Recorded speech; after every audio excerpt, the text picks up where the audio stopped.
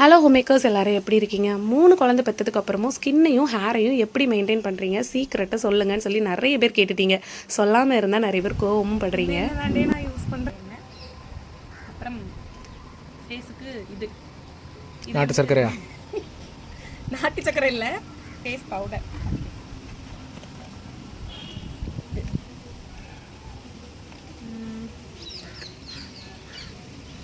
ஒரு பவுடர் இது வந்து நல்லா போட்டு ஸ்க்ரப் பண்ணி வாஷ் பண்ணிட்டா சூப்பராக இருக்கும். இந்த ப்ரெக்னென்சி டைமில் வந்து கேட்குறேன்.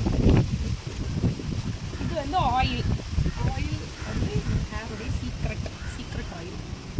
இது வந்து கொஞ்சமாக கையிலையும் இப்படி வச்சு தேய்ச்சிட்டு